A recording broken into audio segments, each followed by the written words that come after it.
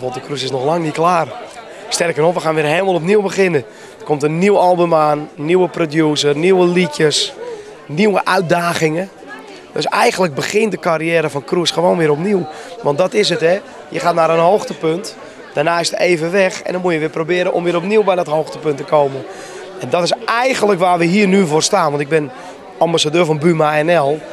We zijn hier om het Nederlandstalig repertoire ontzettend te promoten. Zoals jullie TV Oranje dat doen, zoals Radio NL dat doet. Zoals Radio 100% NL dat heel erg goed ook doet. Daar ben ik hier voor. En vooral om nieuw talent zeg maar een kans te geven om net zo'n toch wel hele mooie carrière te mogen hebben als ik zelf bijvoorbeeld. Niet de snelle artiesten die binnen 1 jaar er komen en een jaar later weer weg zijn. Die door middel van een talentjacht er zijn. Want daar heb ik het niet over. Weet je, dat zijn de grote hypes die je tegenwoordig meemaakt. Al moet ik wel heel eerlijk zijn, ook daartussen zitten hele goede artiesten. Hè? Want een Lisa Lois bijvoorbeeld, daar ben ik giga fan van. Die vrouw heeft een stem, dat is waanzinnig. Die gaat het ook redden. Maar ja goed, dat is een topje van de ijsberg. De meesten redden het niet. Daar hoor je na een jaar helemaal niets meer van. Nee, ik heb het over artiesten die echt het helemaal in hun hebben.